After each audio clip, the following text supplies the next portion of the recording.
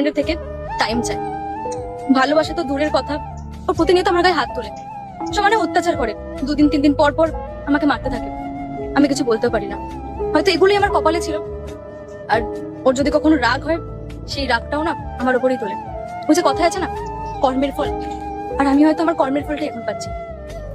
ও যতক্ষণ তোমার উপর এত টর্চার করে, তাহলে তুমি ওকে ছেড়ে কেন দিচ্ছ না?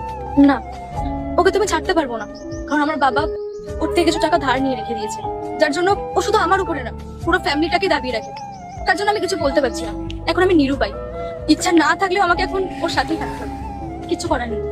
আচ্ছা ঠিক আছে, আমার কথা বাদ দাও, তুমি বলো তোমার ওয়াইফ কেমন আছে? আমি বিয়ে করিনি, কারণ সত্যি আমার মনে সারা জীবন তুমিই ছিলে, আর তুমিই থাকবে। তাই আমি আর কখনো বিয়ে করার কথা ভাবিনি। বিয়ে করেই বা কি হবে? আমি তো অন্য কারোর সাথে খুশিই থাকতে পারবো না, আর আমার জীবনটা তো নষ্ট হবে সাথে। আল্লাহর নামটি দেখে যে এড়িয়ে যাবে, তার মনের ইচ্ছা কখনোই পূরণ হবে না। তাই আল্লাহর এই নামটির জন্য একটি লাইক এবং সাবস্ক্রাইব করে যাও। তার জীবনটাও নষ্ট করা হবে।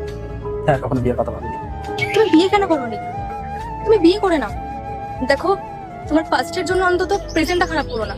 আর দেখো, তুমি খুব ভালো মানুষ, আর আমি এটাও জানি তুমি যাকে বিয়ে করবে ওকে অনেক ভালো লাগবে। তোমার কথা হয়তো সেদিন শুনলে আজকে আমাকে এই দিনটা দেখতে হতো না। কি করবো, নিজের কাজের ফল এখন ভোগ করছি, কিছু করার নেই।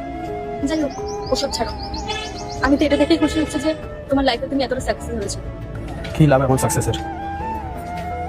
যার জন্য এত কিছু করলাম সেই তো আজ আমার জীবনে নেই, আর এই জিনিসটাকে সারা জীবন থাকবে আমার। আচ্ছা, আমি এখন আসছি, যদি আশেপাশের লোক দেখে নেয় তো অনেক প্রবলেম হয়ে যায়। ভালো থাক।